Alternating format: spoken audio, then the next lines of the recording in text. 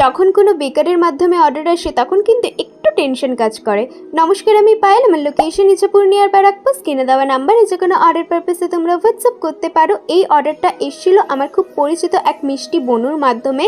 সেও সেম প্রফেশনে রয়েছে এবং কাজের দিক থেকে সে কিন্তু আমার থেকে সিনিয়র। ও যেহেতু অসুস্থ, অর্ডার নিচ্ছে না, তাই ও আমার কথা বলে এবং ও আমাকে খুব করে বলে, দিদি তুমি যেভাবেই হোক এটা একটুখানি করে দাও, ম্যানেজ করে। আমার অলরেডি অর্ডার ছিল, কিন্তু ওর কথা শুনে আমি বুঝতে পারি যে ক্লায়েন্টের হয়তো সত্যি খুব আর্জেন্টলি দরকার।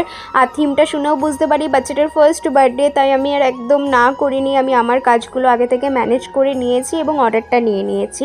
এইভাবে যখন সেম প্রফেশনে থাকা মানুষের কাছ থেকে অর্ডার আসে একটু টেনশন করে বটে, কারণ অনেক ক্লায়েন্টেরই আছে যারা এক জায়গা থেকে খেতে খেতে টেস্টটা না সেখানকার একদম পছন্দ হয়ে যায়, তো অন্য জায়গাটা চট করে পছন্দ হয় না, তাই জন্য একটুখানি টেনশন কাজ করে। কিন্তু দাদা খুব ভালো মানুষ ছিলেন, তার কথাবার্তা ব্যবহার সব কিছুই ভীষণ ভালো এবং দাদার পছন্দও হয়েছে। দাদা আমাকে রিভিউ দিয়েছেন, এখানে আমি রিভিউটা অ্যাটাচ করে দিলাম। দাদা আমাকে সেন্ড করে দিয়েছিলেন যেমন কাস্টমাইজেশন চাইছেন। এখানে আমি দুদিকে দুটো বলস দিয়েছি, তারপরে দাদাকে ফটোটা সেন্ড করেছি যে আমাকে দেখে বলুন কোনটা বেটার লাগছে। তো দাদা সিলভারটাই চুজ করে, তো এখানে সিলভারটা দিয়ে দিয়েছি।